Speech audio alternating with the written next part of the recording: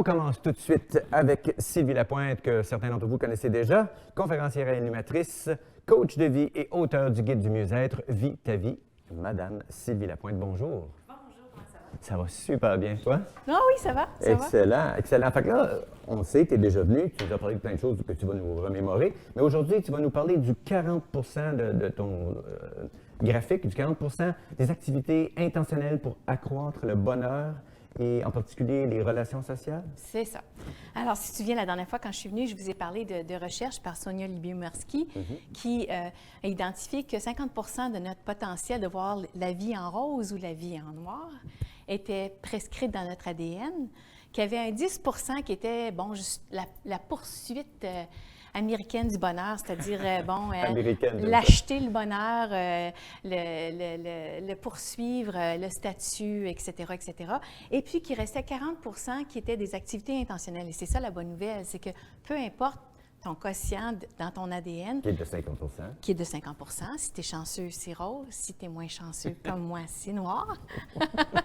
Et puis, le 40 c'est la bonne nouvelle parce que ça nous permet de justement faire des actions très conscientes, très concrètes, pour nous aider à peut-être colorer le noir avec plus de rose. Parfait. Puis c'est des actions qui ne coûtent pas cher, si je me souviens bien. Pas du tout, justement. On avait dit que le 10 c'était dans l'achat. Hein? Le bonheur, ça ne s'achète pas.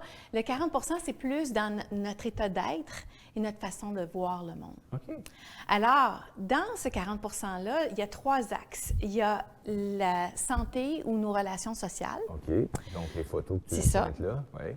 Il y a la santé mentale telle qu'elle, c'est-à-dire comment je pense, comment je vis mes émotions, comment je mets en pratique la gratitude, comment je me donne des objectifs, des missions de vie, et la santé physique. OK. OK? Alors, c'est 3 axes qui nous permettent de justement grandir notre bonheur. Puis aujourd'hui, comme tu l'as dit, je voulais passer du temps sur les relations sociales. D'accord. Puis un peu dans ton intro, tu fais allusion à ce qu'on vit dans le monde présentement. Avec la crise en Ukraine, mais aussi ce qu'on a vécu pendant 2 ans en temps de pandémie, les mesures de santé publique, l'isolation et tout ça. Et donc, la recherche dit que la qualité de nos relations sociales nous prédit notre capacité d'être heureux, c'est-à-dire qu'il y a une très grande corrélation entre notre réseau social et comment on se sent en dedans. Est-ce que ça veut dire, c'est pas nécessairement la grandeur, la grosseur du réseau, c'est la qualité? C'est ça, tout à fait, la qualité.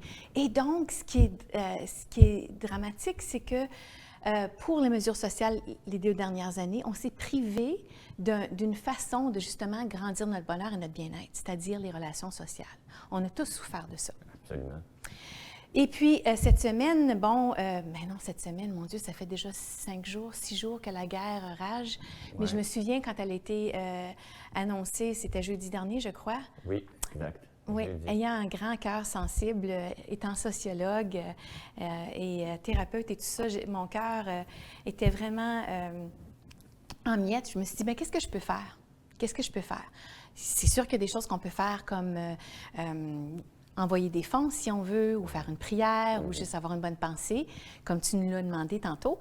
Mais ce que j'ai décidé de faire jeudi dernier, c'est de consciemment de répandre l'amour dans mon propre réseau. Oh, OK. Et c'est pour ça, les jonquets, je suis allée voir ma mère qui vit seule. Elle a 85 ans, elle vit seule. Ça a été dur les 2 dernières années parce qu'elle a aussi des problèmes de mobilité, donc elle n'est presque pas sortie de la maison. Et en plus, c'est toutes ces mauvaises nouvelles. Exactement. Et puis, dans le fond, son lien avec l'extérieur, c'est la télévision. Et la télévision, jeudi dernier, c'était juste ces nouvelles-là. Alors, je suis allée porter des jonquilles. Parce que c'est important de croire à justement la renaissance. C'est important de croire au renouveau, au nouveau chapitre, et donc le printemps. C'est ça. OK. Et donc, cette journée-là, c'est ce que j'ai fait. Je suis allée dans mon réseau, je suis allée voir mon père que je n'avais pas vu depuis Noël, je suis allée voir une vieille tante, et j'ai comme redonné un petit peu d'amour dans mon cercle à moi. Donc, des gestes vraiment concrets, c'est-à-dire pas simplement d'y penser ou d'écrire un petit mot, un petit courriel, un petit chat, vous êtes allé visiter ces Mais ça gens-là. aussi, c'est important. Ça aussi, c'est important. J'ai une amie, une collègue de travail qui est ukrainienne. Et j'ai eu une pensée pour elle. On ne s'était pas parlé depuis quelques mois. J'ai envoyé un texto. Excuse-moi. Puis on s'est mis à échanger. Puis j'ai dit, écoute, je suis là pour toi. Elle dit, j'ai trop de souffrance maintenant, mais c'est bon de savoir qu'il y a quelqu'un qui est là. Donc oui, les textos, les téléphones ou les visites. OK. Donc, un mélange de tout ça, parce que évidemment, c'est pas possible, même sans pandémie, c'est pas toujours possible d'aller voir les gens. Un appel, ça fait une différence. C'est ça, de dire je suis là. Et j'ai vu quelque chose passer justement dans les médias sociaux la semaine passée, puis c'est vrai pour moi. C'est OK de ne pas se sentir OK présentement. Ben, je pense que c'est inévitable. Oui, c'est ça. C'est pas une faiblesse, c'est peut-être justement une indication qu'on a un cœur et qu'on est un être social. Exactement. Oui. Ça nous définit bien comme animaux humains. C'est ça. OK. Donc, dans le domaine des relations sociales, j'ai une tasse de café aussi. Alors, c'est de juste faire un effort pour dire bonjour, salut, est-ce qu'on peut prendre un café? Est-ce qu'on peut casser la croûte? Est-ce qu'on peut passer du temps ensemble? D'ailleurs, en fin de semaine, j'ai fait un point d'honneur d'inviter mes 2 filles, puis on a fait une soirée de jeux de société, puis on a mangé de la pizza ensemble. Puis mon Dieu, que ça a fait du bien de me rappeler qu'on est entouré, on est entouré. C'est ça. Même si les gens ne sont pas toujours à portée de vue, ils demeurent présents, puis c'est un soutien. Puis faire des cadeaux aussi, j'imagine que ça va dans le même sens. Oui, as-tu déjà entendu parler des langages, du langage d'amour? Les 5 langages d'amour? Ah non, pas les 5, non. Ma femme m'a déjà parlé de langage d'amour, mais OK, non, elle avait pas juste comme ça. Non, peut-être. Parce que d'ailleurs, un des langages d'amour, c'est le toucher. Hein? Ça peut être des caresses, ça peut être tenir la main. Une de mes filles a dit, « Maman, tu n'as pas besoin de rien faire. Fais juste t'asseoir à côté de moi pendant que je regarde la télévision. J'ai juste besoin de sentir quelqu'un à côté de moi. » Donc, le toucher. Les gestes, les actes de service, c'est-à-dire, bon, je vais aller remplir ta voiture, je vais aller déneiger ta voiture, je vais ramasser la vaisselle. Oui. Ça, c'est un langage d'amour. Okay. Les compliments, c'en est un autre. C'est pas tout le monde qui réagit, qui a besoin de compliments, de dire « Oh mon Dieu, que tu as bien fait ça » ou de prendre le temps de dire j'ai vraiment apprécié que tu as fait X, Y, Z. » Donc, les compliments, j'ai fait, bon, toucher,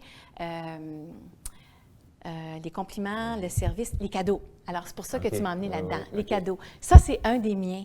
Mais ce que j'ai réalisé, c'est que ce n'est pas nécessairement le même pour tout le monde. Et donc, j'ai des belles-sœurs à qui je faisais des beaux cadeaux à Noël. Puis plutôt que d'être touchées, elles étaient mal parce qu'elles n'avaient pas pensé à moi au niveau des cadeaux. Alors, les cadeaux, c'en était un autre. Excellent. Et donc, oui, de reconnaître c'est quoi ton langage d'amour, comment tu peux exprimer de l'amour, c'est important pour les autres, mais c'est important pour toi aussi de le savoir. Oui, oui, très juste. Parfait. Là, on parle du physique ou on parle... Non, on va continuer là-dedans. On va parler du physique la prochaine chronique et puis ensuite de la santé mentale, c'est-à-dire comment on réfléchit puis comment on se donne des objectifs. Mais encore dans la catégorie des relations sociales, ce que Sonia Lyubomirsky a dit, c'est que les actes de charité sont très importants. C'est-à-dire, comment est-ce que je peux faire un détour pour faire du bien à quelqu'un d'autre? Ça peut être un étranger. On a vu ça, les gens qui payent pour le café pour la personne qui est derrière nous. Ça peut être d'offrir à la personne âgée à côté de chez nous d'aller déneiger son entrée. Ça peut être de dire à la maman qui est comme dépassée parce qu'elle a un enfant malade à la maison de « Écoute, je vais prendre ton plus vieux, puis il peut venir jouer avec le mien. » Alors, des actes de charité, ils ont découvert dans leur recherche que ces actes de charité-là avaient, comment je pourrais dire ça, un impact plus long terme que d'autres choses comme je vais m'acheter une paire de souliers ou je vais aller me chercher une bonne bouffe. Donc, à long terme, les actes de charité nous font plus de bien plus longtemps. Oui, mais c'est le fun à savoir. Puis on y pense, puis c'est comme naturel, parce qu'en plus que ce sentiment-là, c'est d'avoir bien fait, souvent, ce geste-là, il nous est rendu. Fait que ça aussi, ça doit étirer à la sauce, comme on dit. Oui, puis dans le fond, c'était ça ma pensée quand je suis allée faire ma tournée la semaine passée. Puis je me suis dit, comment est-ce que je peux faire partie de la solution ou au moins d'un certain bien-être dans le monde? Je ne peux pas me rendre en Ukraine, mais est-ce que je peux faire du bien à mon prochain? Oui. Et donc, plus on a cette mentalité-là, plus on crée justement une vague d'amour qui peut-être pourrait aller plus loin que juste nos frontières. Quelle belle façon de terminer notre chronique qui déjà se termine. Effectivement, on ouvre sur le monde en commençant par chez nous. C'est agir localement pour faire des changements à l'échelle mondiale. Merci beaucoup. T'es bienvenue, ça me fait plaisir. Tu reviens nous parler de... Santé physique la prochaine fois. Santé physique la prochaine fois. Ça va être un plaisir de te recevoir. Moi aussi. À bientôt. OK, bye-bye. Bye.